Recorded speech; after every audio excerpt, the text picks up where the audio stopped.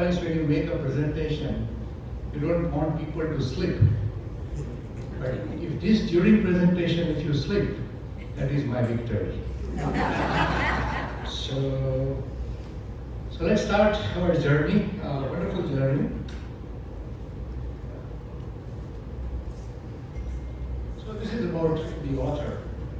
And I'm really amazed that somebody who has to spend his 30 years of his life, and he's still very young.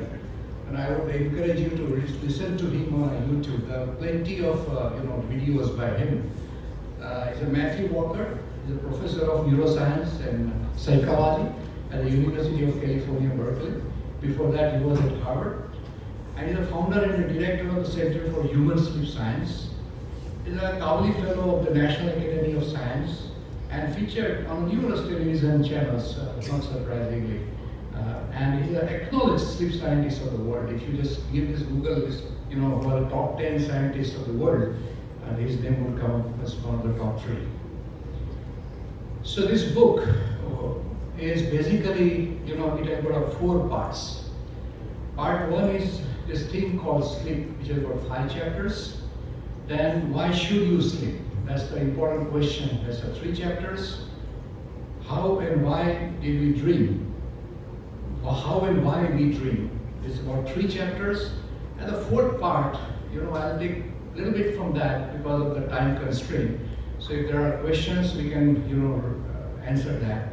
It's basically from sleeping pills to the society transformed. And I think that's what he wants to do eventually. Just don't remain a scientist, but how you can change the life of a human being.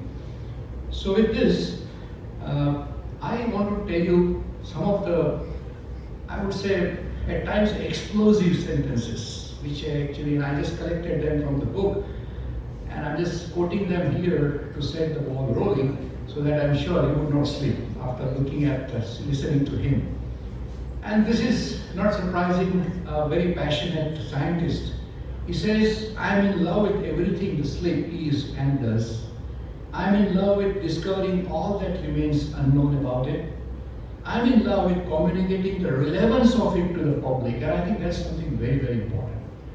Because many times the scientists, just stay with themselves about the science and not letting other people even understand that. And I think that's going to be the biggest service, as we'll see later. And I'm in love with the finding any and all the methods for reuniting humanity with the sleep it so desperately needs. And these are the points that he want to prove. So let me just tell you a few sentences which he has, I would say, kind of a epoch-making statements. Sleep was the first state of life on planet, and it was from sleep that the wakefulness emerged. Huge statement, isn't it? And it may be a preposterous hypothesis, but personally, I do not think it to be entirely unreasonable. This guy says that it was sleep which came first, and then the wakefulness. Unbelievable statement, isn't it?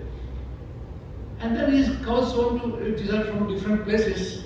He said that, why the hell did life ever bother to wake up? Considering how biologically damaging the state of wakefulness can often be, that is the true evolutionary puzzle here, not sleep.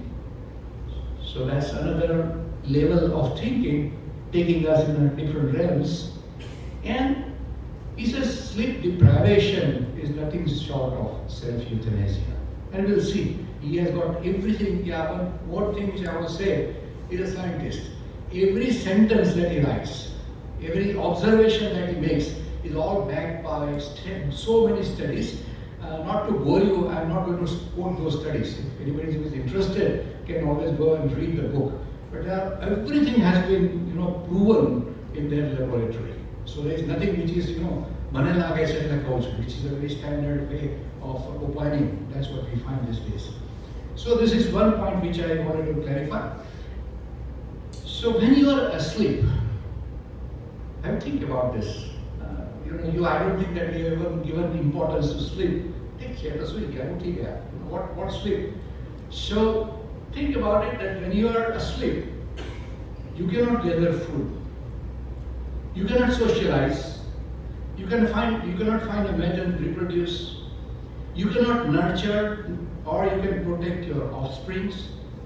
Worse still, sleep leaves you vulnerable to predation. So sleep is so weak, isn't it? You spend 1/3 of your life whilst in sleeping. If you're 60, maybe 20 years or so, you just spend in sleeping.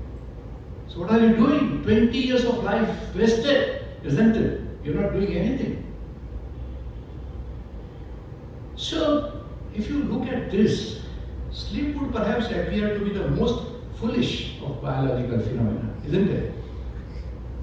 Don't you think that there is a possibility that this could be one of the biggest evolution blunder? 1/3 of life doing nothing. 1/3 of life you can't do anything. 1/3 of life you are not active. 1/3 of life you are not able to do whatever you are doing when you are awake. Then is this not an ecological blunder? Evolution blunder? And like he's going to prove that sleep is definitely not an evolution blunder.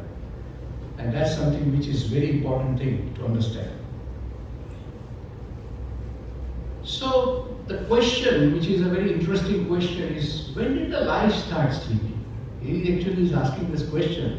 And they said that, when all these people started sleeping. And the illuminating answer, they obviously the scientists are, once they decide they want to find some answer, they'll be after that.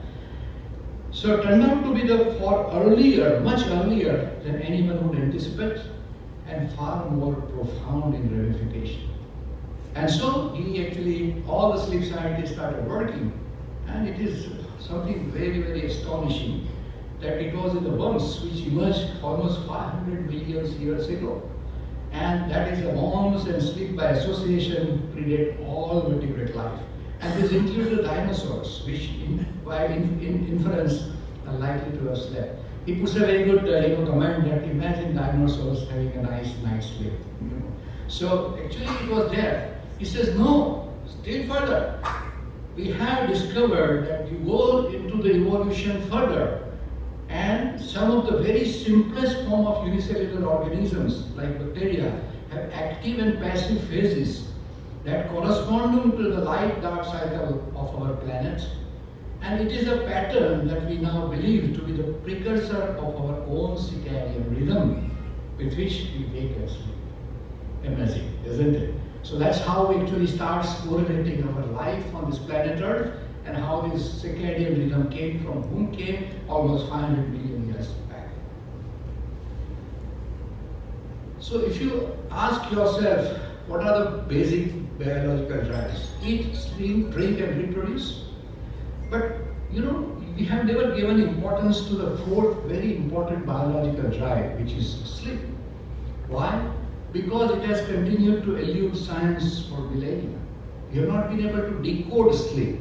I think the time doesn't permit, but I'm sure if you think about all the religions, you can partly cover that, and how the religions differed, and what the Hinduism was saying, what the Abrahamic religions were talking about, sleeps and dreams, and so on and so forth. So we have not been able to decode, in spite of the best of the scientists, and he still says that we are not saying that we have decoded. We are in the process of understanding it better.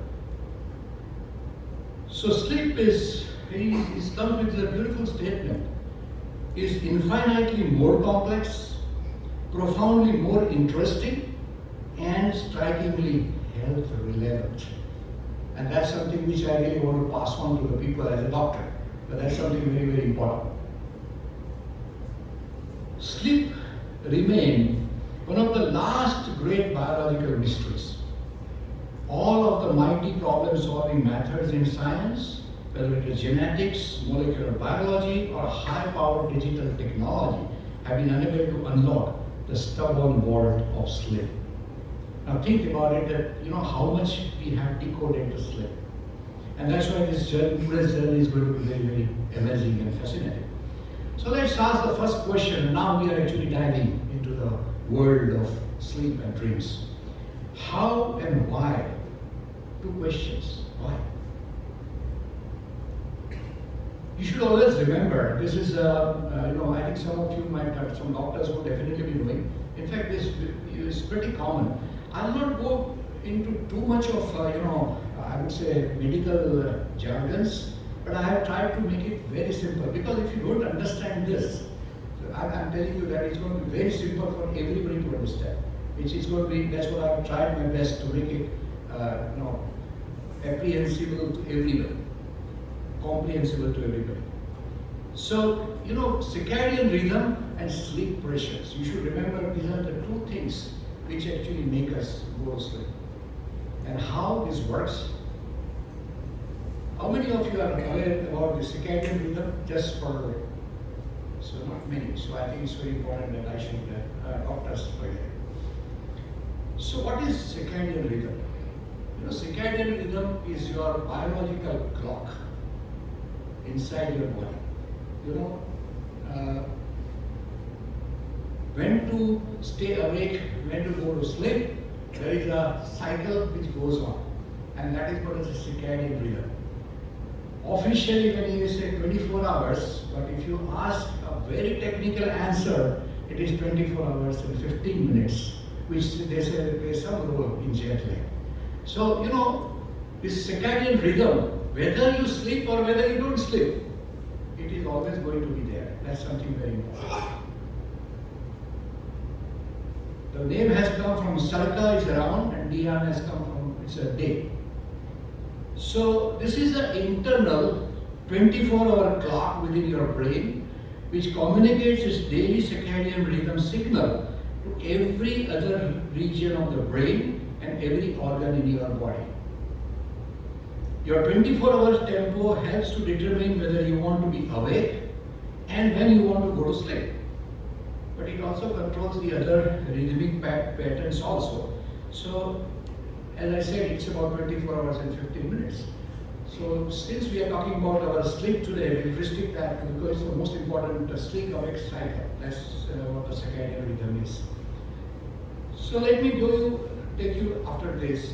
The reason most living species likely adapted a circadian rhythm is to synchronize themselves and their activities, both internal, that is temperature, and external, that is feeding, with the daily orbital mechanics of planet Earth, spinning on its axis, resulting in a regular phases of light, which is the sun facing, and the dark, the sun hiding. So, with the sun, with the planet, our circadian rhythm is actually correlated. And that's such a wonderful thing which is happening. And this is something which everybody should know, that most living creatures on the planet, with its lifespan of more than several days, generate their own natural circadian rhythm. So this is very important point. So now let me take you to a little bit of, because I have made it very simple, and I'm sure you can understand. I'm sure you can recognize the face, okay? And this is a part of the brain. Now, how the circadian rhythm comes? Look at the nature. I think once you will listen to this, you will be amazed that whoever has created this body is something which is beyond your comprehension. And you can see here why. This is the night time, and this is the daytime. You can see this is sun, moon, and this is sun. Now, behind your eyes, where there is something called, you don't have to remember the name. Remember, it's basically suprachiasmatic nucleus, but you don't have to remember that. There is a nucleus here, which is hypothalamus. Now, interestingly, where is it kept? It's situated where both the optic nerves cross, just above that. God has decided that this nucleus has to sense whether this is going to be a light or whether this is going to be dark. And that's how this particular nucleus plays a very important role. What it will do, whenever there is a night, then there is something called as a pineal gland, which is a pineal gland. And it will tell to secrete what I think everybody knows called melatonin. Okay? So, when there is a night, the SCN would pass on the message to pineal gland that secret melatonin. Okay? And melatonin is secreted. And then I'll talk to you a little bit about melatonin. There are lots of misconceptions about melatonin, even in the minds of doctors. Reverse happens. So as you start sleeping, when the day comes, the melatonin level will go very down. SCN knows it's a time to wake up, and melatonin goes totally down. So this creates what we call it as a circadian rhythm. So this is exactly what I say to make it very simple for you. I hope you can understand now. Right? Now, the same thing which I said, I hope is it clear? If anybody has a problem, just let me know, because these are the 4 basic slides. So it's melatonin, which is very important. In dark it goes up, in light it goes down, and it is controlled by this nucleus with tube pineal gland. It's very simple. There are a lot of things happening, but I don't want to put all those things. Very important. Melatonin. You know, many times we find the prescription of melatonin for insomnia people, which is totally wrong. And I'll tell you why. Melatonin helps regulate the timing of when sleep occurs by systematically signaling darkness throughout the organism. So, you know, when melatonin, when the dark happens, melatonin level goes up, it tells the body, it's dark, it's dark, it's dark, time to go to sleep, time to go to sleep, time to go to sleep. And there's something called the sleep and wake cycle, which I'll tell you later, is activated. Do you understand? He has given a very beautiful simile to melatonin. It's like an Olympic race. You know, when the Olympic race, for example, the runners are running, okay? The person who's a referee, what he does, he fires the gun. But he doesn't run himself, does he? No. Melatonin is this referee. It fires. It says, time to go to sleep, time to go to sleep, time to go to sleep. But you have to sleep. I hope it makes it very clear that melatonin only decides that it is dark and it's time for you to go to sleep. It does not make you sleep. Okay? So that's something very important. And melatonin has little interference with the generation of this. That's what I was just talking about. So it's a very interesting simile by which you can very easily understand. And there are many things happening here, but let me tell you that, you know, as this is one of the circadian rhythm, this is a core temperature is very important. We'll take that later in having your sleep induced at night. The temperature, core temperature has to go down by 2 degrees centigrade, then only your sleep will be induced much better. And that has some role to play in the sleep hygiene that we'll discuss later. So you can see, you know, at around 12, 4 p.m. the core temperature goes down and it goes up. So this way the cycle always goes like this. So this is about the core temperature cycle.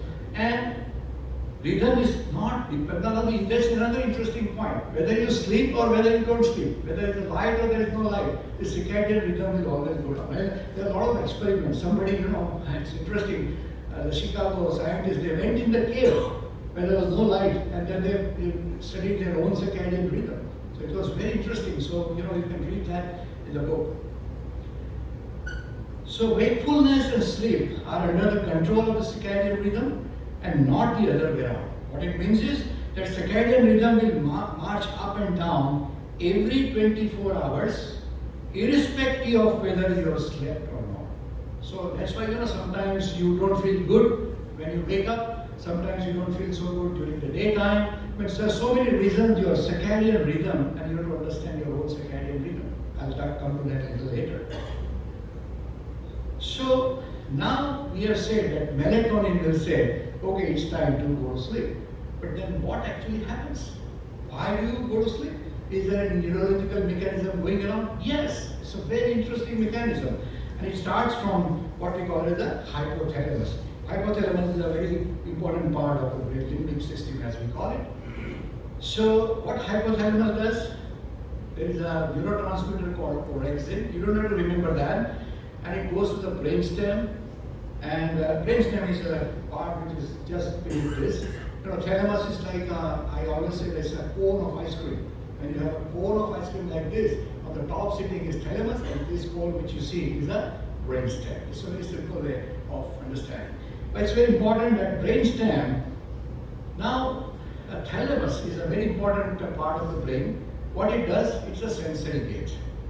You know, so what happens is that when it is open, all the sensations are perceived by you. Okay, this is happening, that is happening, I'm seeing, I'm experiencing, I'm acting, I'm moving, whatever. All kinds of sensations are conveyed by the sensory gate of thalamus. So when the gate opens up, you find there is a wakefulness, right? So orexin, through sensory gate of thalamus, will make it on, and you will have a wakefulness. And when it switches off, it's night. It's just like electrical switch here. You just put it on and put it off. Put it on and put it off. Orexin through brainstem puts it on, puts it off, puts it on, puts it off, right? So it's very simple. So melatonin has done its job, then these people take over, and this is how we actually go to sleep. It's pretty simplified, so doctors should excuse me for that. So this is another point which I think everybody would like to know, so I included. What exactly is jet lag? Now, why does the jet lag happen? Now, try to understand your circadian rhythm, right?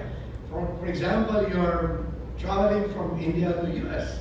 Now, your circadian rhythm, as I said, irrespective of where you are, it will really match where you have been staying for a pretty long time, right? So your circadian rhythm would say, okay, it's now time to sleep, but you find yourself in the daytime, right? So that's where the problem happens, and we call it as a jet lag. Now, there are a few interesting points about jet lag. For every day that you are in a different time zone, your suprachiasmatic nucleus can only readjust about 1 hour. So think about it. So if USA is about 10.5 hours behind, it will take even more than that time. It's almost 7 to 8, 10, 8 to 10 days. Even of course, there's always a subjective variability. But so this is the reason why the jet lag happens. And another interesting thing, I'm sure all of you must have experienced, and you definitely agree with me. When you come from westward to eastward, and if you go from eastward to westward, which is more difficult to settle down? What is your experience? If you come from US to India, you think it is easier to settle down as far as jet lag is concerned, or going from India to USA? Which one? So when you come eastward, it is always more difficult. When you go westward, it is always more difficult, easier. Why? Because the eastward direction requires that you fall asleep earlier than you would naturally, right? Because the time is early. And which is a tall biological order for a mind to simply will into this action. In the contrast, when you go the westward direction, requires to stay up later, and which is a pragmatically easier prospect. Move salu, right? It's as simple as that, as compared to staying awake. So this is the reason, technical reason, why going eastward will create more problem as far as jet lag is concerned. I thought this was interesting for you. So we talked about circadian rhythm, but that's not enough. There is another very important thing which is happening, which we call it as a sleep pressure. So what exactly is this sleep pressure? There is a transmitter called adenosine. It's a chemical basically, and this adenosine is what it happens is it actually builds up in your brain with every waking minute. For example, right now our adenosine levels started going up gradually. So as the night comes, your adenosine level would reach the top, and that would say that okay, go to sleep, go to sleep, go to sleep. So it's a sleep pressure which is exerted by adenosine, which actually gets accumulated in your body as you are awake. Right now also, our adenosine levels are going up. So think of adenosine as a chemical barometer that continuously registers the amount of elapsed time since you woke up this morning. And one consequence of increasing adenosine in the brain is increasing desire to sleep. And this is known as a sleep pressure. The longer you are awake, the more adenosine will accumulate. It's very important to understand, because when we are talking about caffeine and we are talking about everything, this will come into the play. Very simple. When you are awake, the adenosine level goes up. Almost at dark, the adenosine level reaches such a high level that it cannot hold longer, and it will say sleep, sleep, sleep, and that's called the sleep pressure. So adenosine is responsible for sleep pressure. That's what you should understand. So a little bit complicated slide if you think it that way, but let me tell you this. This is a sleep drive. And this light drive, this is the adenosine level. Now you can see the 7 a.m. So let's say we are here around 11, 12, right? This time. I hope you can follow. So the adenosine levels, we are somewhere here. Now as the night comes closer, say it's around 10 o'clock, 11 o'clock, this is the time when the adenosine level is highest. And it will say, go to sleep, and this is the sleep pressure. And see what happens to circadian rhythm. Circadian rhythm is at its lowest. So this is the time, you can see the difference between the two, is the sleep pressure, and you go to sleep. Is that very difficult to understand? No, adenosine going very high and circadian rhythm going very low, the distance between the two, this is the time that you should sleep. So around this time, both will come together. But see, the circadian rhythm will go like this, and this will go like this. It will meet here, otherwise you will find there is a gap between the two. So the sleep pressure is created by adenosine, and it's very, very important. But then, this is the problem. My rhythm is not your rhythm. How many people are comfortable, staying awake till late night and getting up early? Getting up late? How many people? Right? And how many people they can get up early and have to go to? So there is a name given for that, right? What are those names? All of us know. The morning larks and night owls, right? So it does not matter. There is nothing right or wrong about it because it's a genetic predisposition. Why you should be morning lark and why you should be night owl. So it's important that you should know that which category you belong to. But once again, I will come to that in this also, if you are night owls, if you stay awake till 3 o'clock, you say that's comfortable for me, it's going to ruin your health. Okay, so within the time that we are talking about is the night owls and morning larks. Don't take it too far, right? That's something very important. So what happens that a night owl is forced to wake up too early. It happens, isn't it? Or morning lark forced to sleep very late. Both ways. The prefrontal cortex, the part you see in the forehead here, this is the most important part, which is called the prefrontal cortex. Prefrontal cortex is the CEO of the entire brain. It decides many times right or wrong, like all other CEOs, that you have to do this, you have to do that, you cannot do this, you cannot do this, you have to speak like this. It's a CEO, decides everything. And that's the prefrontal cortex. Remember this part, it's very important when we talk about the sleep and dreams, okay?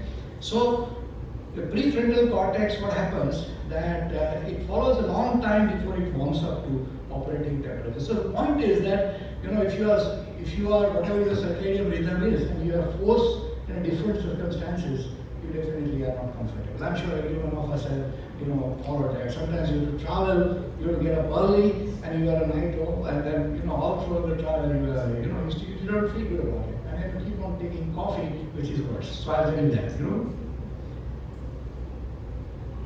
So, who doesn't like coffee? Right? Everybody. So this gentleman at the end says, so let me just be clear, he's one of the podcasts, he was saying that, what would you like to take, coffee or would you take caffeine? He said, I'll take coffee but not caffeine. So there's something called the decaf coffee, but still there are certain regulations for that also. Unfortunately, it's very good as a doctor to say what is right. Now whether you want to follow it or not, it's your choice. We are not here to tell you, okay, you must do this, because I may also not be doing it. But I'm telling you the science. This is a science which has got the proof all the way down. Whether you want to accept that in your life or not, is absolutely your prerogative, right? But you must understand. So what exactly caffeine does? How many of you are very fond of coffee? Or many. How many of you are fond of black coffee? Oh my. So, what caffeine does? Now you will understand very easily. You know what caffeine does?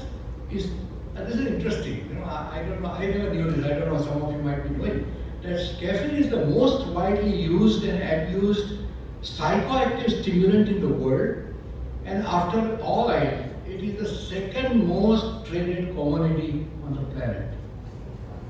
Is that right? I don't know. So we must have, I'm sure, surveyed So this is so widely used, that's the point. And now what does the caffeine do? Caffeine will block the adenosine receptors. Now do you understand, can you see the scenario, whole scenario? For example, you take coffee at let's say 6 p.m. Okay? Now what happens? Your adenosine which is going up. Now adenosine, it's still more technical, let me make it very simple. Adenosine directly doesn't act. It has to combine, like all the molecules, all the neurotransmitters have to combine with the receptor. Right? It will combine with the receptor and it will say, okay, we'll do like this, go to sleep or whatever, So this caffeine, what it does, these adenosine receptors are actually occupied. So when adenosine comes, no place. It's all house full. There is no place for you. Right? So what will happen? Adenosine will accumulate. But it cannot exert its action. Is that clear? So it blocks and in fact inactivates. So in fact adenosine just can't work. And that's the reason, why what happens? It leads to caffeine crush. What is caffeine crush? Now think of the scenario that you have taken a coffee or you have taken a cafe. Adenosine is not able to work. So what happens? Adenosine will go up, up, up, up, up. Now the caffeine has got its own half-life. It's time. So what happened that when the caffeine level goes down, adenosine is so high that it will crash. I know some of you will experience this. You just can't remain awake. And that sleep is very bad sleep. It's not very healthy sleep. And that's why what happens? People have to take another cup of coffee. You must have seen. Right? So this is called as a caffeine crush because of the accumulated adenosine which was not allowed to work. I hope it's clear. So, you definitely are doing harm to your body. So now, after knowing this, we'll have to go to, you must understand this, and I'll make it very simple for you. That there are, how this wonderful nature, Mother Nature, what is it doing with our body? Something beyond words. It's a sleep cycle. I'm sure many of you might have heard about this. So that I'll try to make it very simple for you. The sleep cycle happens in everybody's life at night. Okay? So when you try to go to fall asleep, right? There's time to fall asleep. Then you go into what we call the stage 1. Stage 1 is the time when you are still arousable, you're still aware of what's going around, but you're eventually getting drowsy. Then you go into stage 2, then stage 3 and stage 4. So the first time when you actually go into the sleep, before that you should understand there are 2 types of sleep, which all of you should understand. When I say NREM, it's a non-rapid eye-acting movement. And REM sleep is a rapid eye-acting. So what happens? Eye movement, rapid eye movement and non-rapid eye movement. You'll be surprised that there is a sleep called REM, which when you actually go to sleep, there is eyeballs are moving like hell. If somebody actually examines you in a laboratory, it just moves like this. So that is called the REM sleep. And this is called as the NREM sleep. So you can understand that as the sleep goes deeper and deeper, so the first stage of your sleep is always non-rapid eye movement sleep. Is that clear? And when you are in stage 4, you are almost gone.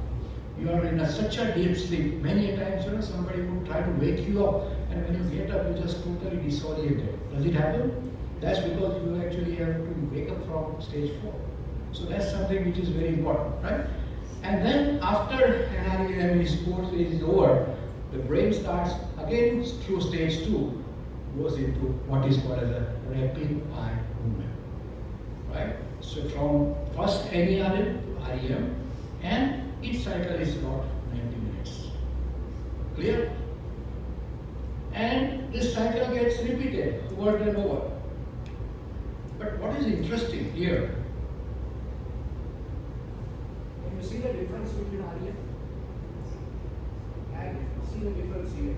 So what happens is, as your sleep becomes deeper and deeper, as the time goes, let's say you slept at 11 o'clock, look at the REM. It's getting bigger and bigger. Can you see this? And this has a lot of relevance which I'm going to talk about later. And that's why you must understand that REM sleep, as so for example, around morning 5, 6, your REM has become highest level, highest quality REM sleep that you have, right? So this and this NREM gradually becomes low. So this cycle keeps on repeating, but this is very important point. So morning is the most quality REM sleep. I'm repeating because something is coming, right? Remember this.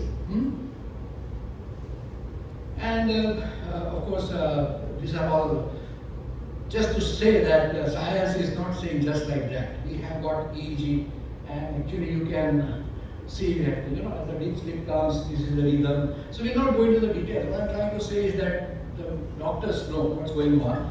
Most important thing is spindles. Try to remember that. Because this comes in stage 2, NREM, where you find spindles. The God's best gift to humankind in sleep is NREM and sleep spindles. Remember that. I'll come to that, why the spindles are important, okay? So, once again the same question. Why did Mother Nature design this strange complex equation of unfolding sleep stages? What was the reason? It could have gone to either, why NERM and REM, why NERM first, why REM later, why only not NREM, only REM, why? So these questions obviously come to you. Of course, we are still very small to ask Mother Nature, but whatever scientists have tried to unearth. So, what exactly is NREM sleep and what is REM sleep? I'll try to simplify that, and that would let you know that both are very important for life. And NREM sleep, what it does, as I said, the thalamus is the sensory gate, so it blocks the transfer of the perception signals, sound, light, and everything. And that is of course done by the cortex, the brain, the prefrontal cortex, the part of the brain. So what happens that when you are in deep sleep, you are almost gone. You are not in touch, with the surroundings. So total loss of, with the outside world, and that's the deepest sleep that you get. So it's like a weeding out the unnecessary neural connections. That's NREM, and it is another, function also. What does REM do? REM does exactly interesting. This is where, how can you explain this? Nobody can explain how this happens. It blocks, but it allows, the signals of emotions, motivation, and memories, past and present, all played out on a big screen of our visual, auditory, and kinesthetic sensory cortices in the brain. Dreams are what? They are just playing like sometimes you don't have control. Why? Now you can understand. Because you dream only, not most of the times, let me put it that way, but for a layman, because it's not that it does not happen during other sleep, that's a matter of discussion between the scientists. But for all practical purposes, you dream only during REM sleep. So now you understand, when would you have your best dreams? The later part of the sleep. Because that was where REM was the highest. Is that right? So this is interesting that the NREM sleep can, block all the emotions to say see or shut up. Sometimes we can do that. While REM sleep says, okay, some of the things are gone, but you have to allow all other emotional feelings. And that's why, in your dream you get all kinds of weird feelings, weird emotions, sometimes you can't even explain. And this is the reason why it is happening. And REM sleep is also called the paradoxical sleep for the simple reason that if you do EEG of REM sleep and if you do EEG of a person who is awake, they're almost same. And that's why the name given is the paradoxical sleep. It doesn't matter. So, this is beautifully said that if you really want to summarize, when you are awake, it's basically reception. When you're NREM sleep, it's a reflection of, strengthening the raw ingredients of new facts and skill. REM sleep is the integration. So these are the three important things. So now you say that why one is more important than other. All are important, isn't it? Rohit Kohli and Virat Kohli, Rohit Sharma, both are important. You just can't say that one person is more important than the other. So I just go very fast because I think time, but I would definitely encourage you to read this. He has come up with a beautiful chapter on animals and sleep. How somebody can think, like elephant sleeps for 4 hours and so on and so forth, squirrel for 15.9 hours. And the insects and amphibians have got only NREM sleep, that means they don't dream. And we always used to say that the animals do their dream. And look at the, birds have got REM sleep, so birds do dream. Right? Birds do dream. Two things which are very interesting, I just touch that very fast. Dolphins have what they call it the unihemispheric sleep. Unbelievable, isn't it? What is unihemispheric sleep? When they sleep, half of their brain is asleep and half of their brain is awake. Why? Because there is always a danger. It has to take rest also because the sleep is also important. The half of that is awake. That's called unihemispheric. If you are still not MS, let me take you one step further. The flock of birds. The birds, when they actually travel in a row, what happens? The bird on the extreme right and bird on the extreme left are unfortunate because they have to have the unihemispheric sleep. Because the outer side, their brain on this side is always active and this brain is sleeping. Isn't it amazing? So they actually are kind of protected. So there's a lot of things are there. I thought I'll just touch that. So why should we sleep? Now this is of course a question, isn't it? Now scientists have discovered, I'm asking you this question, okay? You have all answer.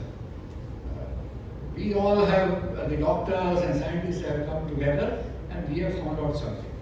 What is that? It's a drug, it's a medicine which will make you live longer, enhance your memory, make you more creative, make you look more attractive, and keeps you slim and lowers your food cravings, protects you from cancer and dementia, warns of all colds and flu, lowers your risk of heart attacks, strokes and diabetes, and makes you feel happier, less depressed and less anxious. And it does not cost anything. Is anybody interested in having this medicine? You have it every day. Everything which is written here is not an imagination. I repeat, everything which is written here is not an imagination. It is a proven thing by so many trials.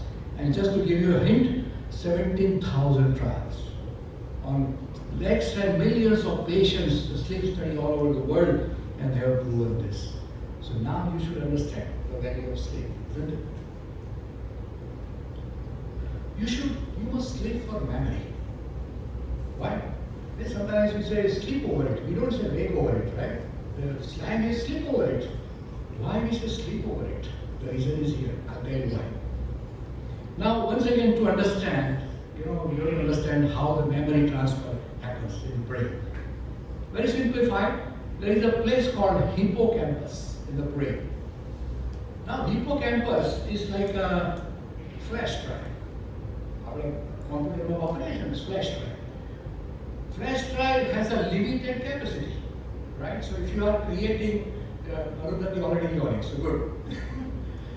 The pen drive has its own limited memory, limited space.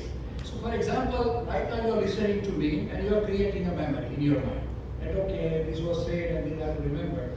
This will go to the hippocampus. But the problem is that just like flash drive, it will be overloaded in no time.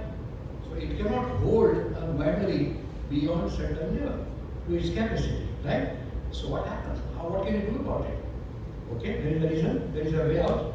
A prefrontal cortex is like a hard drive, this one. But the problem is that if you want a flash drive, to put it to the hard drive, you have to put it in the computer.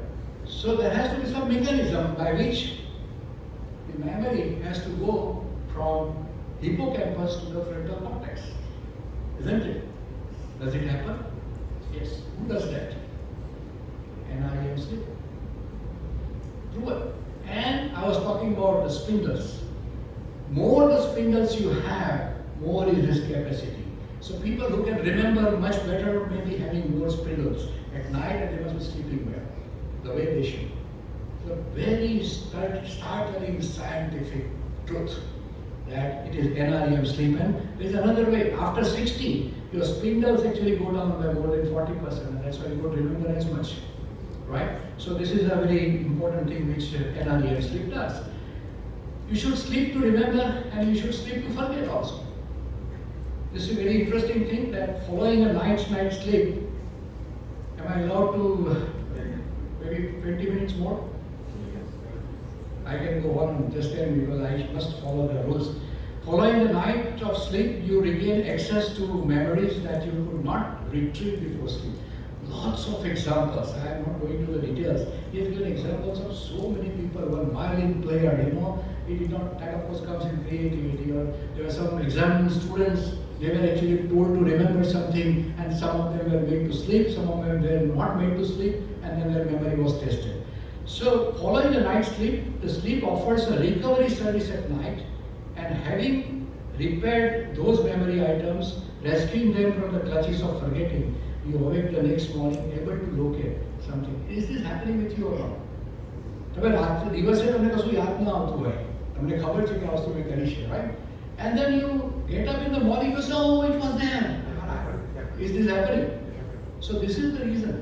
The NREM sleep is that important, I would say, the factor in your life to make you remember. So that's something very important. And more the spindle one has, greater efficiency which they can stand in. So that's something very important. So this is NREM sleep. This is important that somebody would ask me a question, is it the memory of just small things, or we are talking about skills also?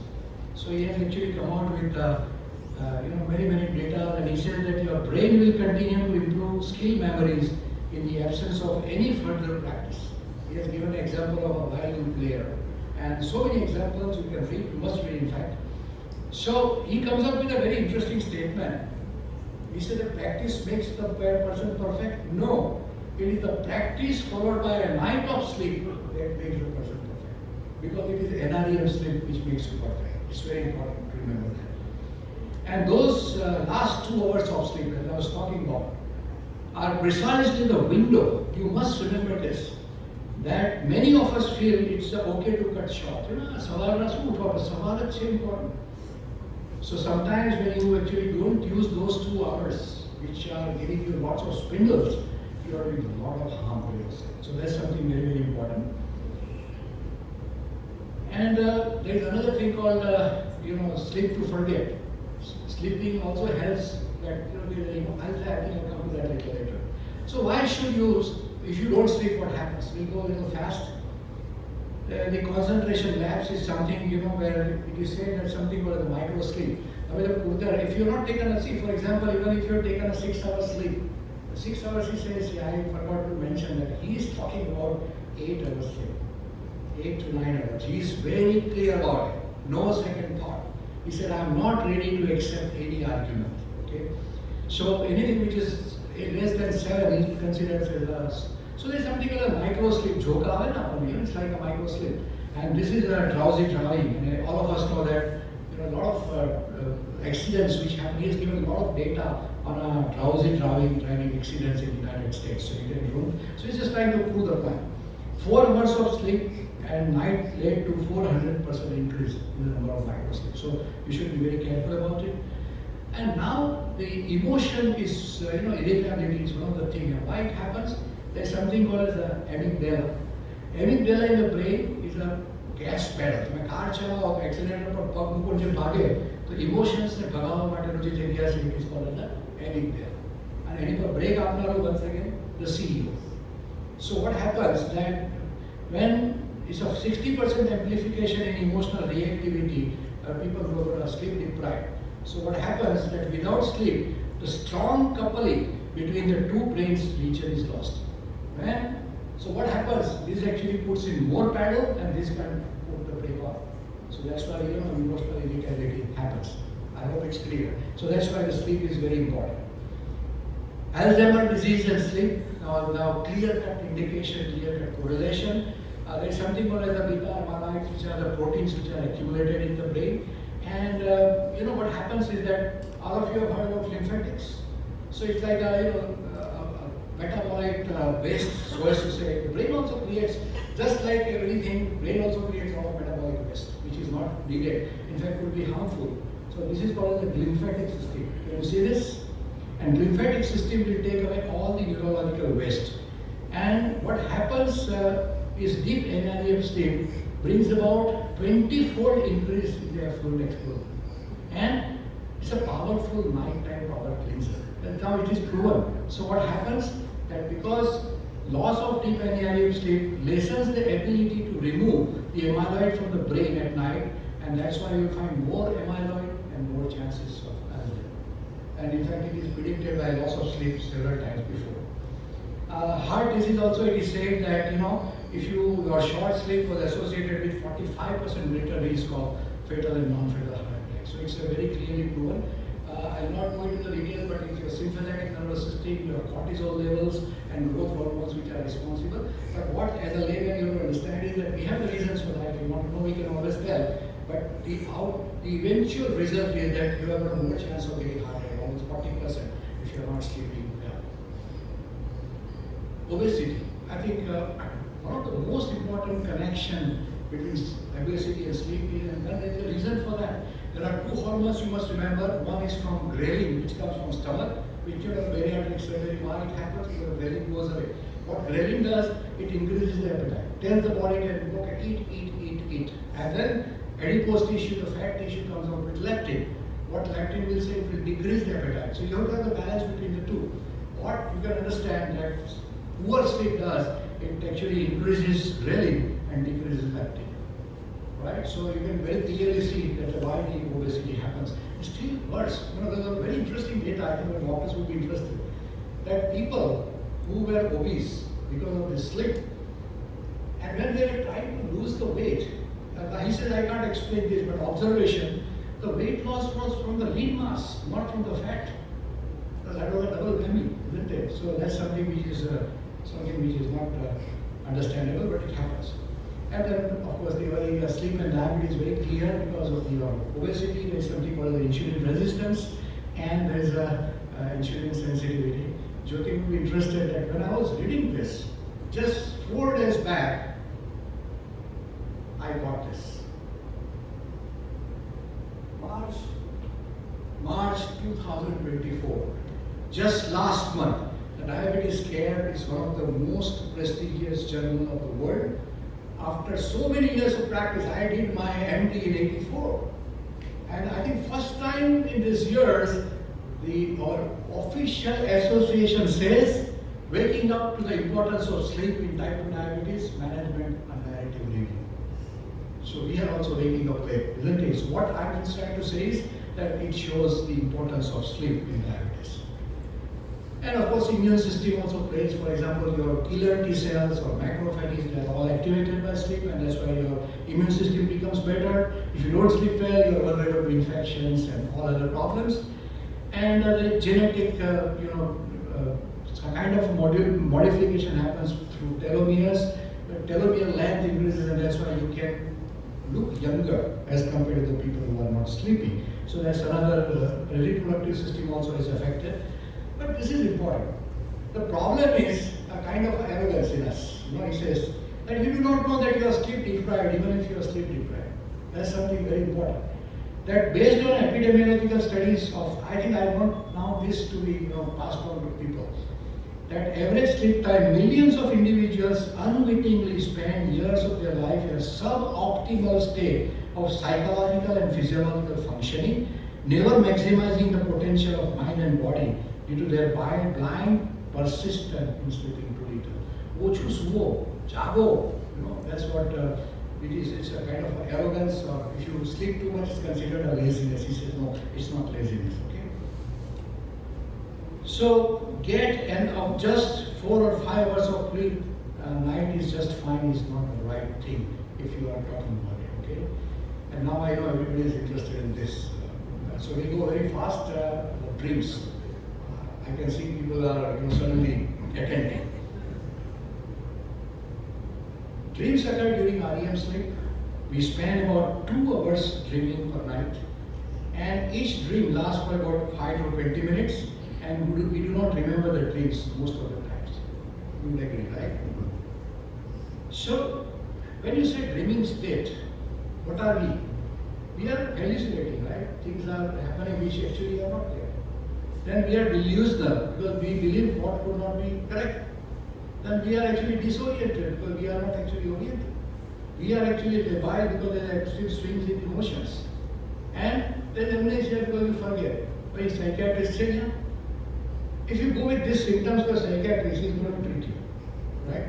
But it happens during sleep and it is absolutely parallel. So that's the point. That, this is an essential thing to happen in your body. I think time does not permit me, but I think I'll go very fast and let you know that initially, you cannot, I just am summarize very fast. Initially, all the religions, Abrahamic religions, all kind of religions, they used to believe that this is your connection to the God. The God is talking to you, the soul is talking to you through your brains because you cannot do it there. It's a kind of a connect between the two, right? And then it was a Sigmund Freud, and he has to be given credit, and he was the person who actually broke this. And he was the first person who said that this is happening in the brain. The God has nothing to do with it. And his theory was, that I think even Osho has also acknowledged. Carl Jung also talked about this. Osho also, I was just listening to Osho, I was interested in what he says about dreams. He actually acknowledges what the Freud said. He said that it is the dreams come from the unconscious wishes that had not been fulfilled.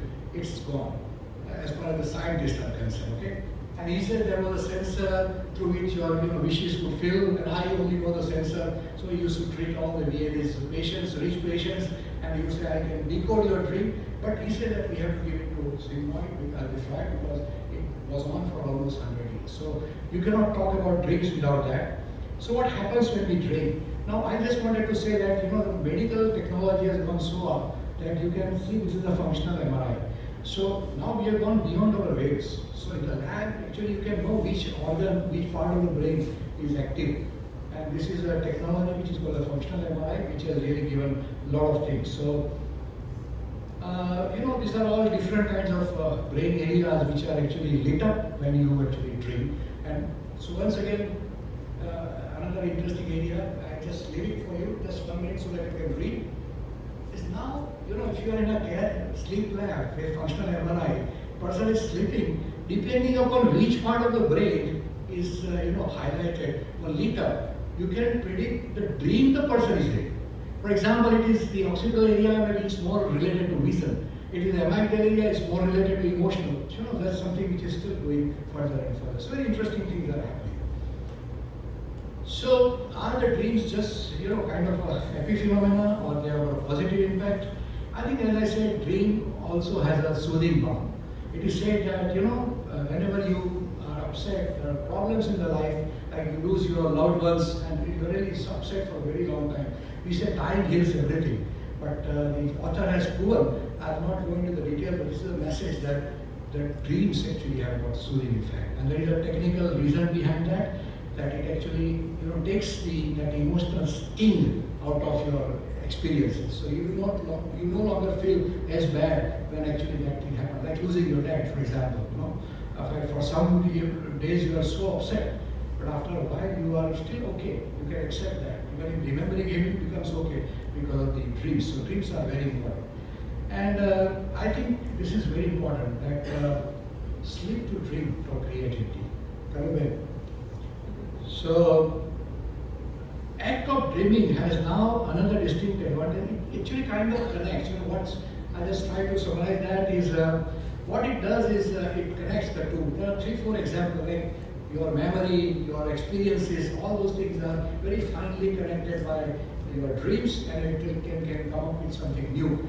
All of you must be knowing about the Dimitri's dream, right? That table, periodic table. Anybody is from chemistry here? So there is a periodic table.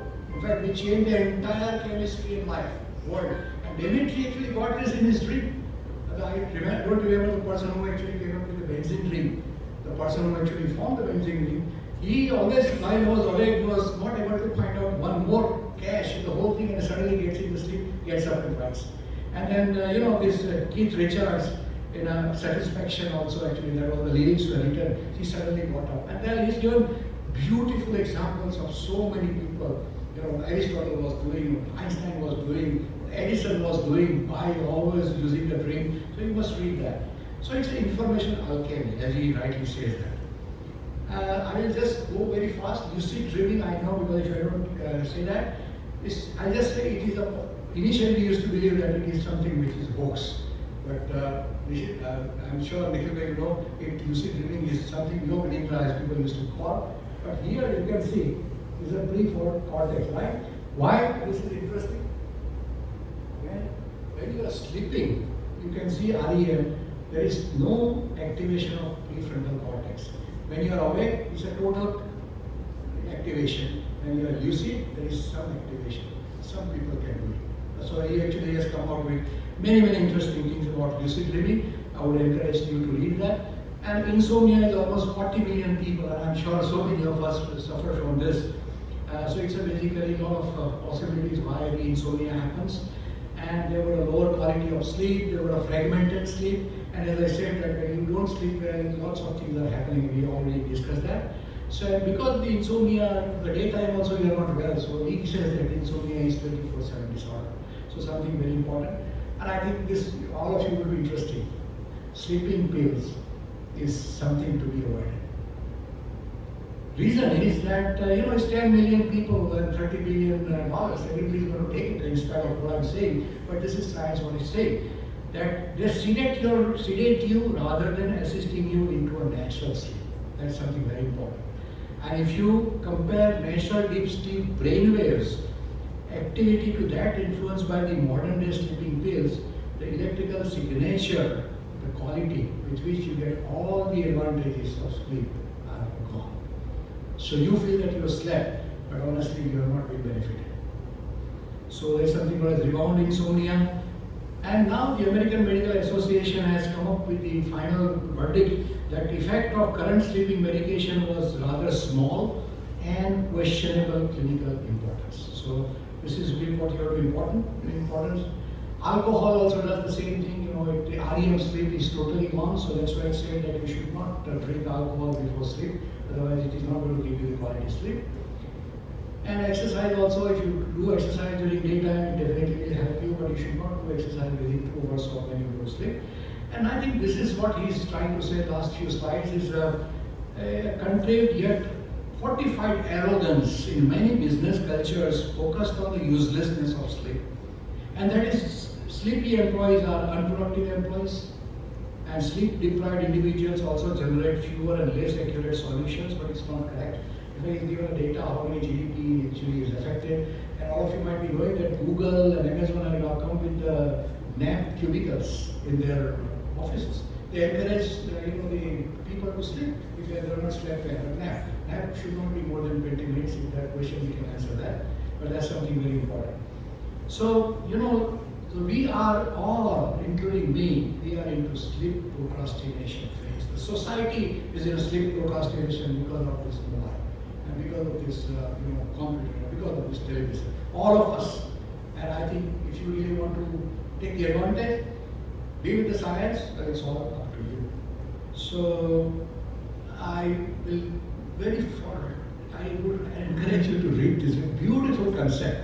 Early school time is a lunacy. The argument is that the boys have to get up at 7 or 5:30. That early morning REM sleep is gone with those children. And they actually showed that people who could sleep well, 7 hours right time, did much better in examination as compared. So he has actually given this to US government also.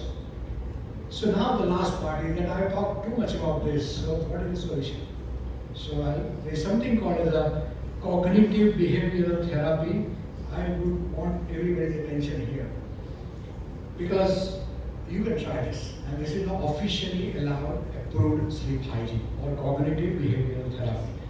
If I were to ask you one thing, which of course I also can't do, but I'm still telling you, is establish a regular bedtime and wake up time, even on weekends. Most people, he says that if I were to say one thing, this is one thing.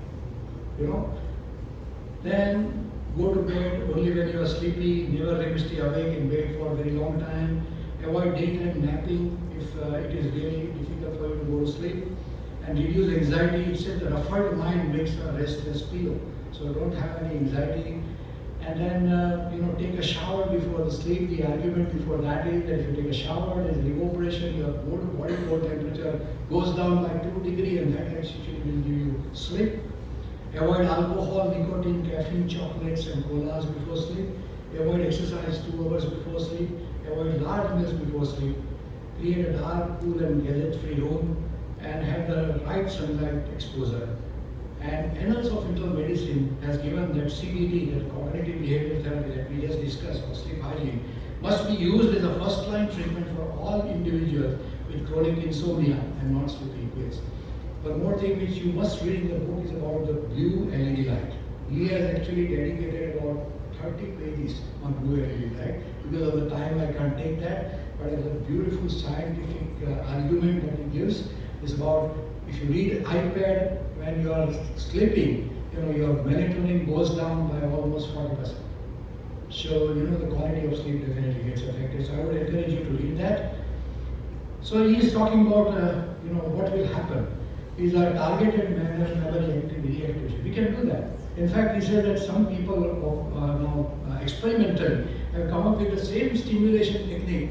We can give you good NREM sleep. We can give you good REM sleep.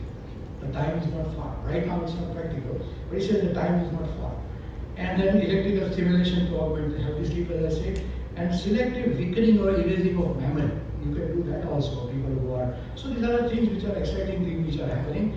And now the last concluding words I want to put before you, which actually talks what he means by writing the whole book, is the silent sleep loss epidemic is one of the new public health challenges we face in the 21st century. And if we wish to avoid the suffocating news of sleep neglect, the premature death it inflicts, and the sickening health it invites, a radical shift in our personal, cultural, professional, and societal appreciation of sleep must occur. I believe it is time for us to reclaim our right to a full night of sleep and without embarrassment or damaging stigma of laziness. In doing so, we can be reunited with the most powerful elixir of wellness and vitality that dispensed through every conceivable biological pathway, which is sleep. So thank you very much, and maybe wishing you a incredible sleep and night to stay healthy. I'm sorry I got a little bit over the time. Not good, but I hope you excuse me. Yeah. Excellent presentation, Dr. My question is that in today's globalized world, particularly in the sector of IT, Sorry? in the sector of information technology, young boys